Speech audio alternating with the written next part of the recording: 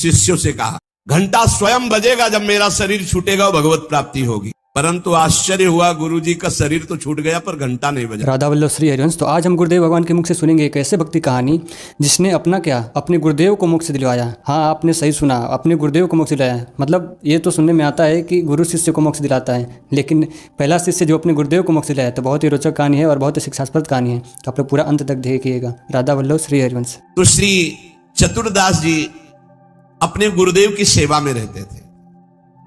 बड़े अहोभाग्य है जिनको गुरुदेव के आज्ञा पालन करने का सौभाग्य मिलता है। उनके पुण्य की क्या महिमा, जिनको गुरुदेव आदेश करते हैं आप ऐसा कीजिए। अहो भाग्य जिन्हें गुरुदेव की आज्ञा मिल गई।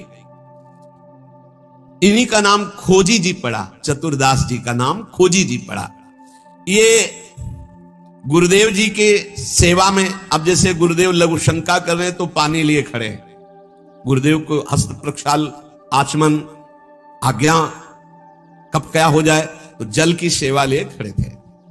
गुरुदेव जी लघु शंका में ही समीप बैठे।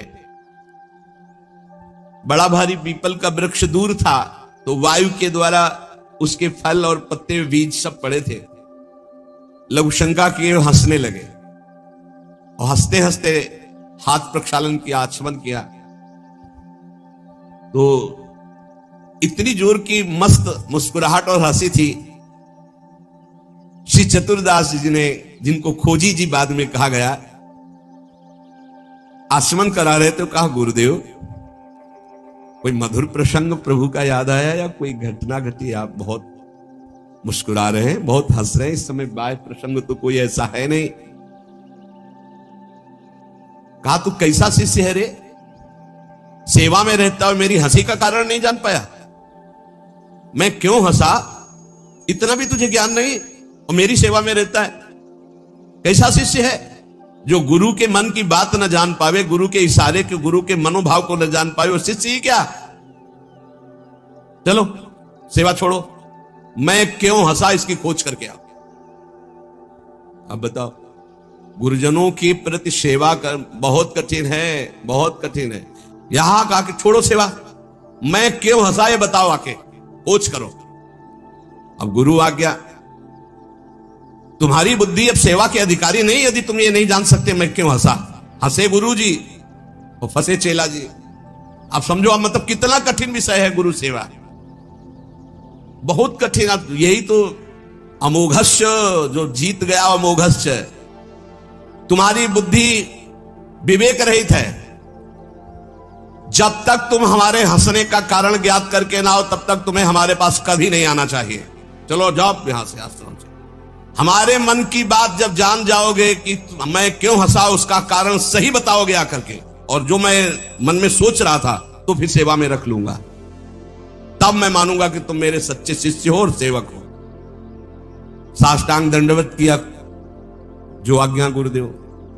अब चल दिए, जहां संत महात्मा मिलते तो विनम्रता पूर्वक दंडवत करते हो, कहते हमारे गुरुजी लघु शंका करते समय हंस दिए, क्या कारण था? तो सब कहते गीता की बात पूछो, भागवत की बात पूछो, वेदों के, तुम्हारे गुरुजी है तो लघु शंका में हंस दिया, हम इसका क्या मतलब बताए? तो और उपहास होता।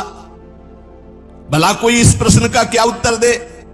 कोई सुलझे हुए महात्मा थे, उन्होंने कहा रामायण गीता भागवत का प्रश्न हो तो अभी मैं उत्तर दे दूं, लेकिन आपके गुरुजी लघु शंका करते हुए क्यों हंसे, इसका हमको ज्ञान कैसे होगा? हम कैसे उत्तर दे आपको? ये तो गुरुजी से पूछो जाके। बोले नहीं, गुरुजी ने कहा जब तक इसका उत्तर न मिल जाए हमारे सामने मत आना, मुख मत दिखाना। अरे संत जन बहुत पहले, और हर उनकी आज्ञा में बहुत बड़ा रहस्य होता था।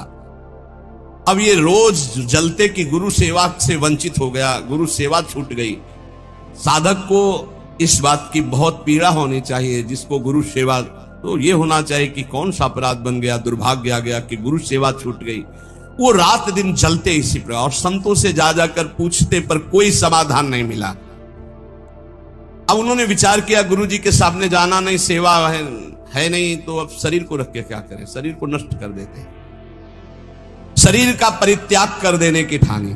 ये देखो, ये है गुरु भक्त का लक्षण कि अब शरीर रख के क्या करें? गुरुजी ने सेवा से निकाल दिया, उत्तर मिल नहीं पा रहा, तो शरीर किस काम का?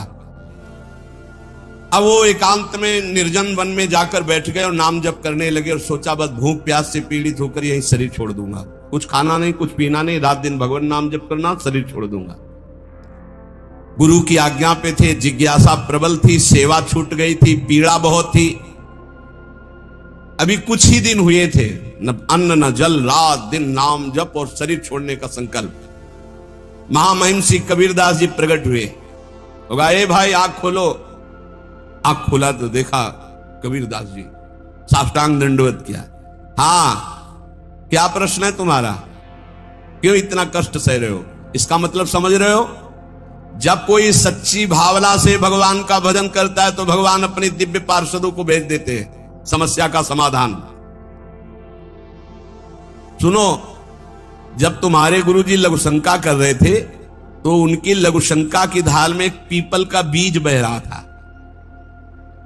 बीज को बहते हुए लघुशंका में देखकर गुरुजी विचार करने लगे कि ओहो देखो, इस बीज में पीपल का पूरा वृक्ष छुपा हुआ है। लेकिन जब ये बीज पीपल में था तो कितना बंदनीय और कहां सुव्यवस्थित था, और जब ये पीपल से अलग हुआ तो लघुशंका में बह गया। इसका मतलब पीपल का वृक्ष साक्षात ब्रह्म है और उसका अंश जीव है।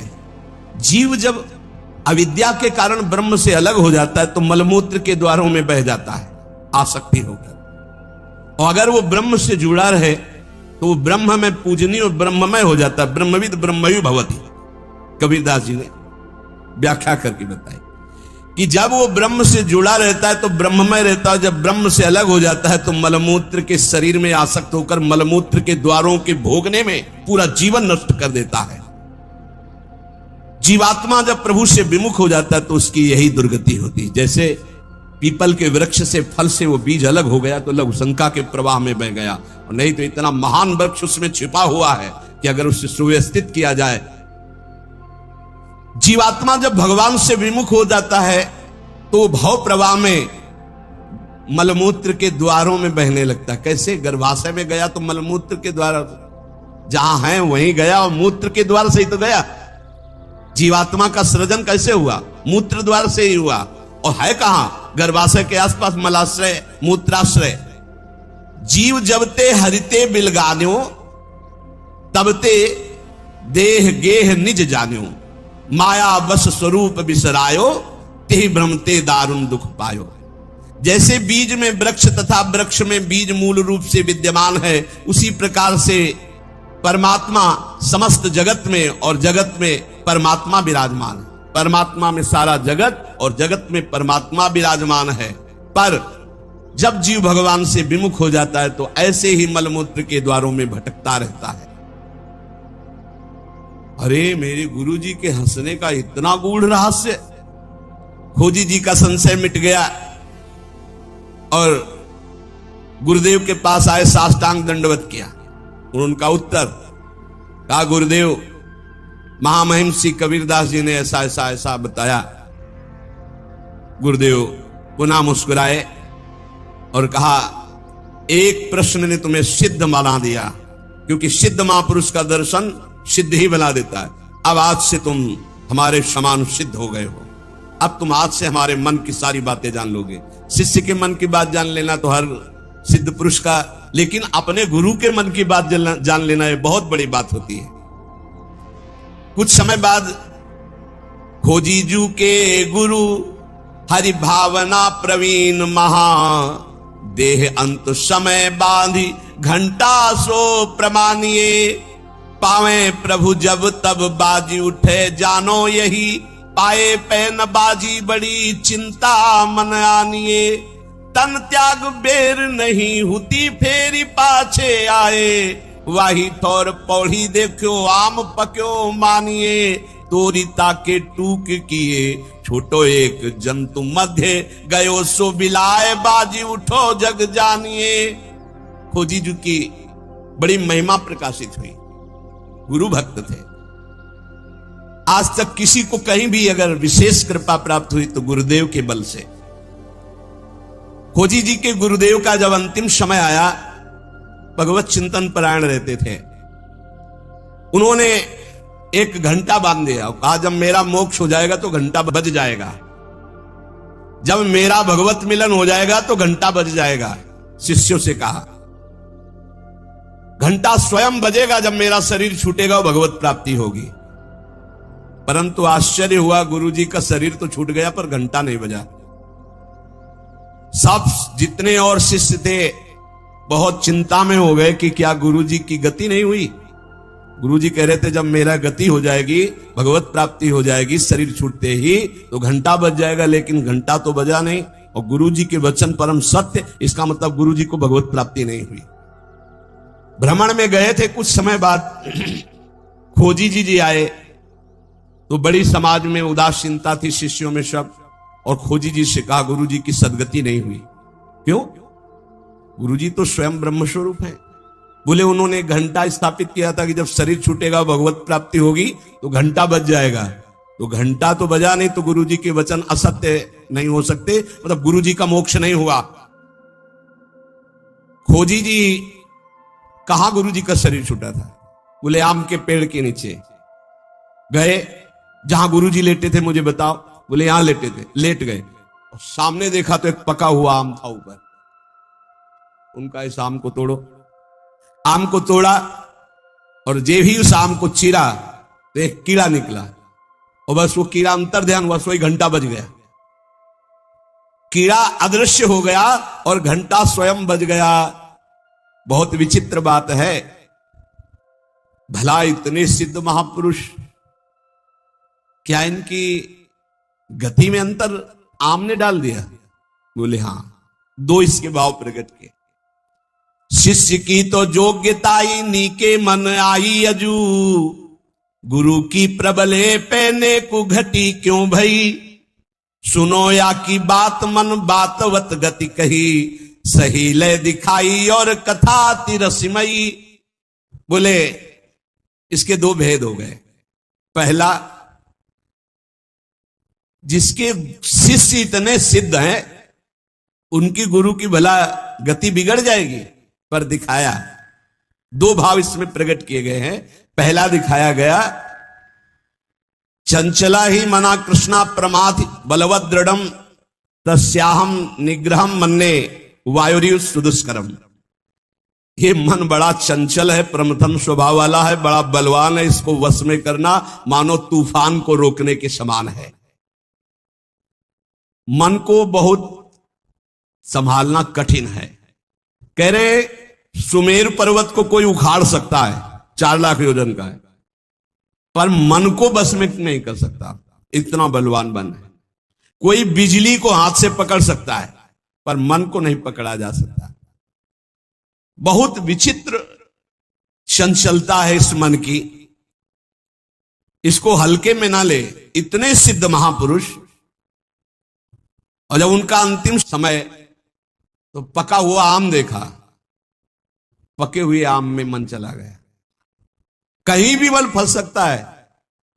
इतने सिद्ध महापुरुष आम में तो घंटा नहीं बजा। ये पहला जन साधारण के लिए। और असाधारण बात थी कि आम में तो मन गया, पर वैष्णव का मन स्वयं भोक्ता होता नहीं। वो तो कोई भी अच्छी चीज देखे तो भगवान में, तो तत्काल भगवान का ध्यान किया कि अब असमर्थ हूं, शरीर छूटने वाला है। ये आम बहुत बगीचे का हमारे सुंदर था, हम सोचते आपको भोग लगा देते। इसी सोच में प्राण निकल गए, तो भगवान ने अंतिम इच्छा पूर्ति करने के लिए कीट रूप धारण करके आम पाने आ गए। तो भगवान से मिलन हुआ नहीं। जब आम को छेदन किया और वो भगवान अंतर ध्यान हुए, तब जाके खोजी जी से मिले तो घंटा बज गया। इसका आंतरिक रहस्य बताया। तो यहां यह बताया गया कि मन बड़ा चंचल है। भगवत प्राप्ति करने वाले उपासक को कहीं भी अपने मन की वृत्ति ना अटक जाए, इसमें अंतिम तक सावधान रखना है। अंतिम तक कभी भी फंस सकती है। और दूसरी बात है, जिसका स्वभाव बन गया है हर वस्तु हर व्यक्ति में भगवान का दर्शन, भगवान को समर्पण, तो उसकी दुर्गति नहीं हो सकती। तीसरी बात, जो गुरुदेव के शरण में रहकर गुरुदेव की आज्ञा अनुसार चलते हैं, आपको सच्ची बतावें, गुरु अपने से भी ऊपर महिमाशाली उसे बना देता है। इस प्रसंग से समझिए कि अगर खोजी जी को गुरुदेव ने आज्ञा दी तो सिद्धों के परम सिद्ध बना दिया अपने शिष्य को। इसलिए चाहिए कि अपने गुरुदेव की आज्ञा में संपूर्ण जीवन समर्पित करते हुए प्रियालाल के नाम रूप लीला धाम में निरंतर चित्त को लगाए और इसी जन्म में भगवत प्राप्ति करे। शेष चर्चा आगे। श्री राधा वल्लभ लाल की।